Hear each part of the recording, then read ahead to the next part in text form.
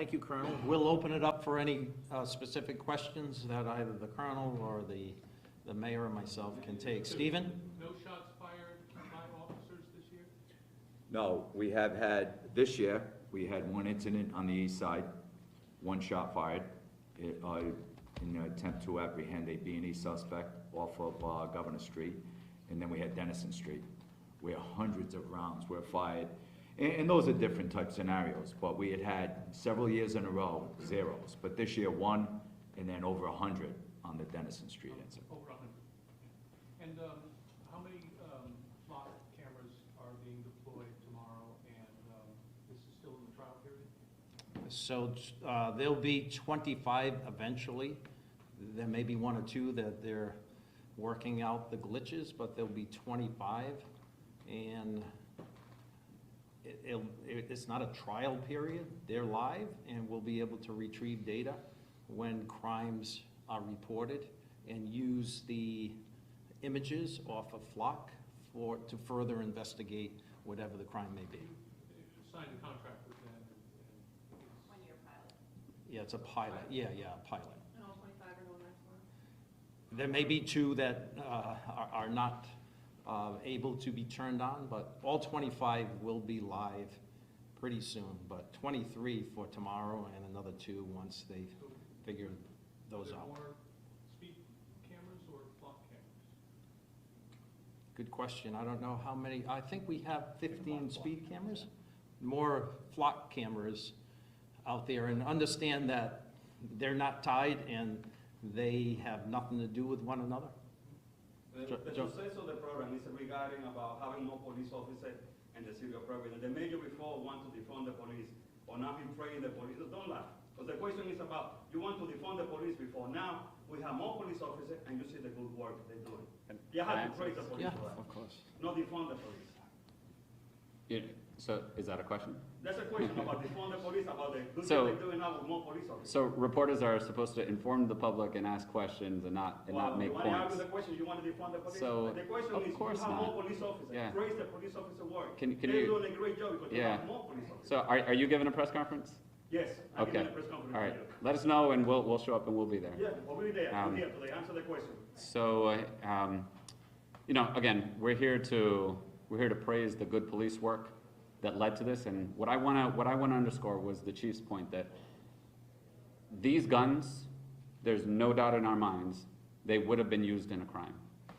There is no doubt that people are safer, and I think we can even say probably alive, because these guns are off the streets. So, you know, bad news travels fast, but we want to make sure that the good work of our police department is recognized and people see, you know, the men and women behind this work. So, Mayor, since you announced the block cameras were going live, I think, was it 30 days ago or so? It was in May. It was in May. Did you get any backlash from City Council because it didn't go through City Council? What has been kind of public reaction as well? To be honest with you, I think that the public reaction has been very positive. I can tell you that one of the first crime scenes that I showed up at after we made that announcement, one of the victims' families came up to me, and the first thing they asked me was, "Can you put more cameras up?" And I've talked to many people since then, and they all asked me, "How can I get one of these cameras on my street? How can we get more of these cameras?" And so, you know, you're never going to get 100% consensus on anything, but I do think that there's as close to consensus as there can be on something like this. Look, it just makes sense. You know, it's technology that is available. It's, you know, it's at our disposal. Let's put it to good use to make sure that people are safe. You know, it doesn't record any sort of private activity. It's just what happens on the streets. And it's just a smart use of technology. In the same way that the police department, it was forward thinking and it led on tasers, you know, decades ago, on the use of body cameras almost a decade ago. Again, we're employing technology to keep our community safe and fight crime. Colonel or Commissioner, some data shows that homicides are down, but property thefts are up. Is that partly due to catalytic converters? What are you seeing on the data regarding that? Yes, so similar to trends around the country on property crime, more than partly, but greatly due to catalytic converters. So yes, we're seeing a huge increase in larcenies from the auto, or larcenies in general, but yeah, catalytic converters is a huge challenge. And we're not going to solve that pandemic through arrests. I mean, we have to dive at that like everything else and get to the root of the problem. So we have some legislation that we put forth through the Attorney General's office and up at the legislature, similar to what they're doing in California and municipalities around the country, that, you know, you shouldn't just be able to go in with that catalytic converter and go to a pawn shop or an auto body shop and say, you know, it's mine, and, you know, because it's so lucrative, so that the piece might be worth $1,500, and the pawn shop will give someone who's probably chronically addicted to drugs or a thief $300 or $400. The thief is happy, the pawn shop is happy, because it's so lucrative. But it should have a serial number on it to attach, and you should be required to present some form of identification along with that piece of the car, that I own the car, thus I own this piece of equipment, therefore you can properly trade chattel or money for this object. But yes, that's at least partly, if not greatly, responsible. And lastly, for either one of you, you're here touting the majority of your police officers. Obviously, in the headlines, we've seen some that have been subject of investigations for use of force, some high-ranking officers, and we've heard pushback from members of the community who aren't singing your praises as you are. What's your message to those people who see those videos circling on social media of those use of force incidents from members of the Providence Police Department? And I'll respond, and I'll let the commissioner respond as well. But look, that's always a challenge, but I think what you need to do is put the work we do in context. We do tough work in this community. You have to put each individual case in its context. And we hold people accountable. I'm held accountable. These officers are held accountable.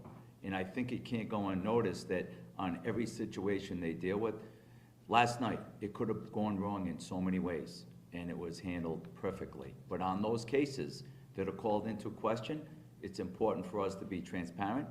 It's important for us to be held accountable, and we are. And these are difficult cases. Some officers that I'm personally very friendly with, and I've worked with during the course of my career.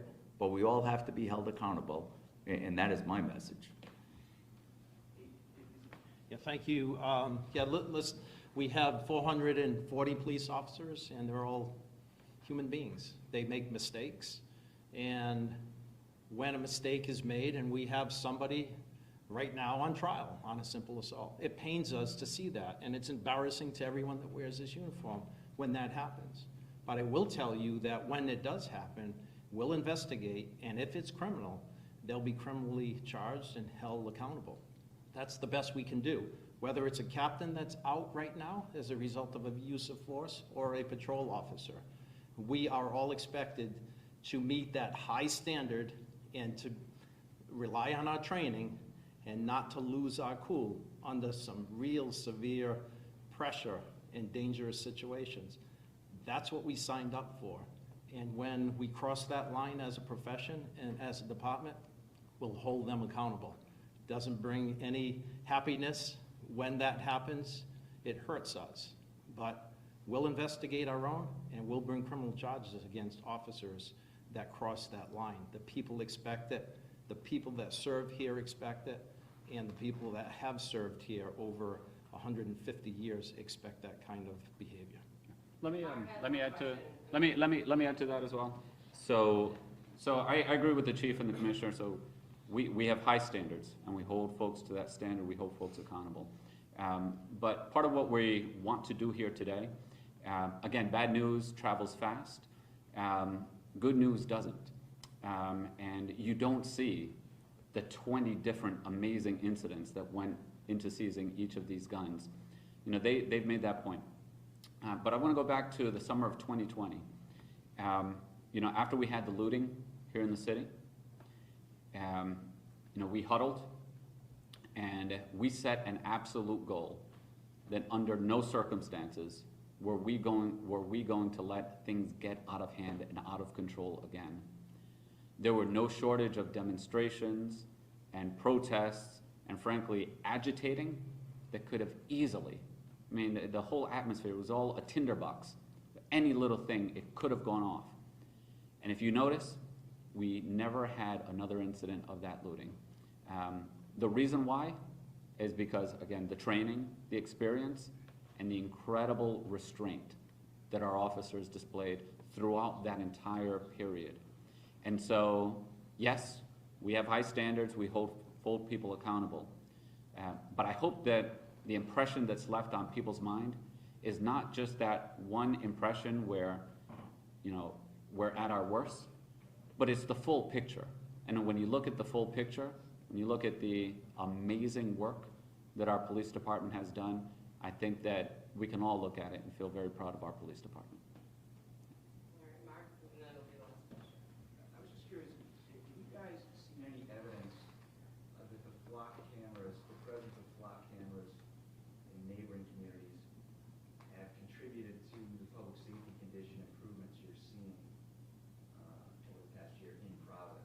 In Providence, we've been able to use some of the flock, particularly Cranston, they abut us, and beneficial to us in our investigations. But that's only when they you know, traverse through Cranston and they get picked up. So we've seen some benefits. I think we're going to see a whole lot more once we go live tomorrow. Thank you, everyone. Can I just add one thing? Actually, two quick things. So with the proliferation of ghost guns, we're also seeing a huge sharp uptick in extended high-capacity magazines. So that's one trend we're seeing here locally and nationally. And number two, all these officers are outstanding, but one is truly rises, and they'll all agree. One officer here has 31 gun arrests for the year. So Sergeant Murphy, I mean, he's just, that's incredible. Who is he?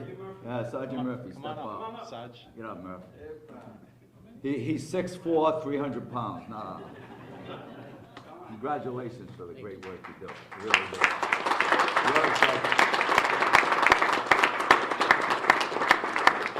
You're a giant amongst heroes, this guy.